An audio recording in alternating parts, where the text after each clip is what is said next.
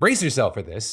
The alleged leader of a neo-Nazi murder cult has been charged over a plot to have someone dress up as Santa and hand out poisoned candy to Jewish children and minority kids in New York. And according to a Justice Department press release, the man in question is a 21-year-old Georgian national named Mikhail, aka Commander Butcher, the alleged leader of the maniac murder cult, which is reportedly a violent international extremist group with members in the US and abroad that the DOJ said, quote, "adheres to a neo-Nazi accelerationist ideology and promotes violence and violent acts against racial minorities, the Jewish community, and other groups it deems undesirables," with members reportedly sharing a, quote, "common goal of challenging social order and governments via terrorism and violent acts that promote fear and chaos." And since 2021, Mikhail has distributed a manifesto called The Hater's Handbook that says he has murdered for the white race and instructs others to engage in acts of mass violence and ethnic cleansing. With this including school shootings, using kids for suicide bombings, and other mass killings, which he specifically encourages in the US. And Mikhail, who stayed with his grandmother in Brooklyn twice in 2022, told others that he himself had committed hate crimes while in the US, even bragging that he was glad to have murdered and that he would murder more, but he wants to make others murder first. And so around the same time that he visited the States, Mikhail solicited others, mostly via encrypted messaging, to commit violent hate crimes and other acts of violence. The problem for Mikhail, though, is he asked the wrong people, because it turned out one of the people that he asked to commit mass violence in New York was an undercover FBI agent. And so back in September, this agent asks Mikhail if there's an application process for joining the maniac murder cult. Right? Is there a sit-down interview where you're gonna ask me questions like,